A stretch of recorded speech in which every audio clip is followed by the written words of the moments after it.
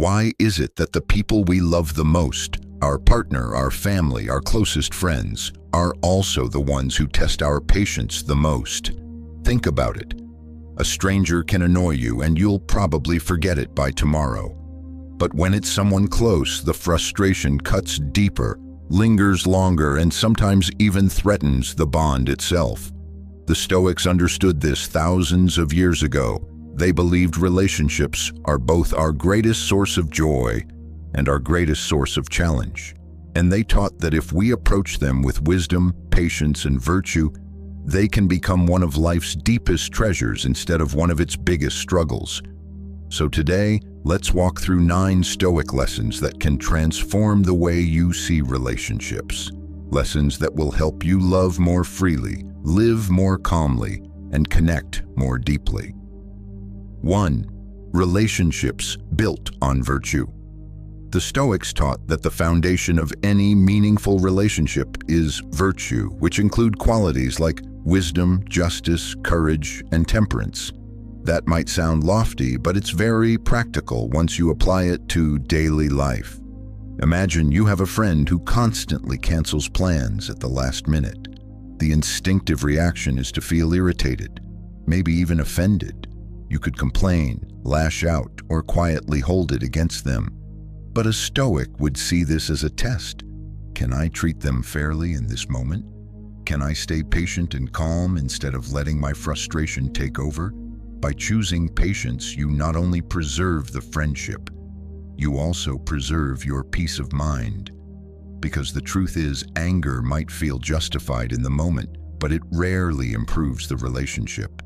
The Stoics remind us that relationships aren't just about what we get out of them, they're about how we choose to show up in them. Every conversation, every argument, every disappointment is a chance to practice the very best of who we are. And here's the emotional reward. When you consistently act with virtue, people feel safe with you, they trust you more deeply, and they know they can count on you. That kind of trust is the soil where real love and real connection grow. 2. Focus on our behavior, not theirs. One of the most challenging lessons from Stoicism, but also the most freeing, is this. The quality of a relationship doesn't depend on what the other person does. It depends on how you act within it. Think about coming home after a long, stressful day. Your partner is irritated, maybe snapping over small things. The easy reaction is to snap back and let the tension spiral. But the Stoic approach tells us to pause and remember that their mood is outside our control, while our response is entirely within it. Now, imagine 2 paths. In the first, you react with irritation and a fight begins, leaving both of you drained by the end of the night. In the second, you take a breath and stay calm. That small choice shifts the entire atmosphere. You don't lose your peace, and often your calmness softens theirs. This doesn't mean becoming passive or ignoring problems. It means remembering that your dignity, your values, and your ability to live with self-control are never in someone else's hands. They're always in yours. And when you consistently live this way, you don't just protect yourself. You often become a steady presence that lifts the other person up as well. 3. Humans are made for each other. Marcus Aurelius, the Stoic emperor, once wrote, "Human beings are made for each other." The Stoics believed that relationships aren't optional extras in life. They're essential to our very nature. Think about a workplace. You've probably met someone who says, "I'll just do my tasks and keep to myself." On paper, it might look efficient, but over time, that attitude creates tension, isolation, and a lack of trust. Compare that with someone who treats coworkers with patience, fairness, and respect. The environment changes instantly. The work feels lighter, the energy brighter, and people naturally feel drawn to them. The Stoics remind us that harmony with others doesn't just make life smoother, it makes us whole. Because if you look closely, the richest moments of our lives are all tied to connection. The laughter of a family dinner, The joy of a wedding, the late-night conversation with a friend who understands you. Even when relationships are messy, they're part of what makes us fully human. And when we approach them with Stoic wisdom, we not only honor that truth, we create bonds that bring meaning to our entire lives. So in these first 3 lessons, the Stoics teach us to build our relationships on virtue, to focus on our own actions instead of trying to control others, and to remember that we are made for each other. If this resonates with you and you're ready to apply it, type "I choose virtue" in the comments. Let's see how many people are committed to practicing this mindset starting today. Next, we'll go deeper into the traps the Stoics warned us about, like neediness, attachment, and emotional dependence, and how we can replace them with balance, strength, and a healthier kind of love. 4. The danger of neediness. The Stoics were very clear about this. One of the biggest traps in relationships is neediness, clinging to someone so tightly that your happiness rises and falls with their every action. Now, it's natural to want closeness, but when your sense of peace depends entirely on another person, you've handed them the keys to your emotional state, and that creates anxiety, fear, and often resentment. Think about a partner who constantly checks their phone, waiting for a text reply. If a message doesn't come quickly, they spiral into panic. What starts as love quickly turns into fear, and the relationship feels like a never-ending test of loyalty. The Stoics would call this a dangerous mistake. Why? Because your emotions are now chained to something you cannot control. Another person's choices. The healthier path, they said, is balance. Love fully, care deeply, but anchor your happiness in your own strength, not in someone else's approval. And here's the irony. When you stop clinging, you actually become easier to love. People feel drawn to those who are steady, not those who suffocate. By building self-sufficiency, you make room for a love that's not based on fear of loss, but on freedom and respect. 5. Relationships as arenas for virtue. In our modern world, relationships are often sold as a way to make us happy. Find the right partner, the right friend, the right circle, and happiness will follow. The Stoics flipped that idea upside down. They believed relationships are arenas where we practice virtue. Let's put that into a real moment. Imagine your child breaks something valuable in your home. The object is gone. You can't control that. But now comes the real question. How will you respond? Do you explode in anger, shouting words you might later regret? Or do you pause, guide them firmly but calmly, and turn the mistake into a teaching moment? For the Stoics, that choice matters more than the broken object, because each relationship is really a stage where we practice justice, patience, and self-control. This perspective is powerful. Instead of constantly asking, "What am I getting out of this relationship?" Stoicism challenges us to ask, "What kind of person am I becoming inside this relationship?" When you see it that way, even the hard moments, the disagreements, the frustrations, the disappointments, become opportunities to grow in character. And the truth is, people remember how we treated them far more than they remember the details of what went wrong. 6.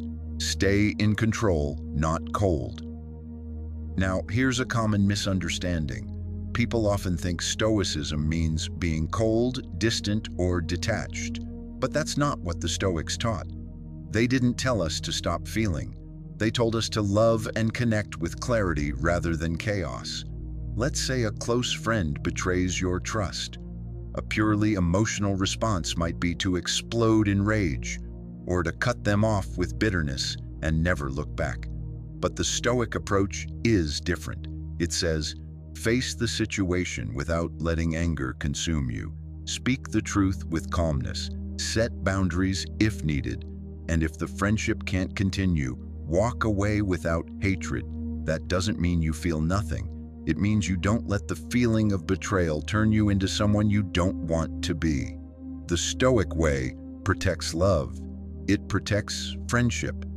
Because when your actions are guided by reason and virtue instead of raw impulse, you preserve your dignity and give the relationship its best chance at healing. And if it can't be healed, you leave knowing you acted with honor. So far, the Stoics have shown us 3 more lessons. Don't fall into neediness. See relationships as a place to practice virtue and love with clarity instead of chaos. If you're ready to live this way, drop clarity over chaos in the comments. I'd love to see who's truly committed to this shift in perspective. Next, we'll explore 3 final lessons that take us even deeper. The power of the Stoic dichotomy of control in relationships, how to show empathy without losing yourself, and why gratitude and acceptance are the keys to cherishing the people we love while we still have them. 7. The dichotomy of control. At the very heart of Stoicism lies a principle that can transform any relationship: the dichotomy of control.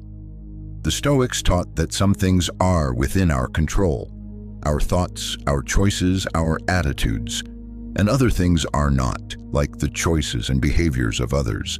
Now think about how much conflict in relationships comes from ignoring that truth. A parent who desperately wants their teenager to share their exact values. A spouse who tries to force their partner to change a habit. A friend who feels hurt because the other doesn't respond in the right way. These frustrations grow from trying to control what isn't ours to control. The Stoic approach is simple but not easy. Focus on yourself. You can't make your child choose your values, but you can model patience and integrity. You can't force your partner to change overnight, but you can choose honesty, kindness, and consistency in how you communicate. And here's the freedom in that. When you stop trying to control others, you release yourself from constant disappointment. You learn to invest your energy in what actually belongs to you: your character, your actions, your peace of mind. 8. Empathy without losing yourself. The Stoics also placed great importance on empathy, on recognizing that every human being shares the same struggles, the same fears, and the same emotions. But they added a caution. Empathy should not mean losing yourself in someone else's pain. Let me explain. Imagine your best friend is going through a painful breakup. You care deeply, so you sit with them, you listen, you comfort them. That's empathy. But if you begin to sink into their despair to the point that it drags down your own emotional stability, you're no longer helping, you're drowning with them. The Stoic response is different. It's steady. You feel their pain, but you don't become consumed by it. You remain a calm presence, like a lighthouse guiding a ship in the storm. By holding your ground, you give them strength to find theirs.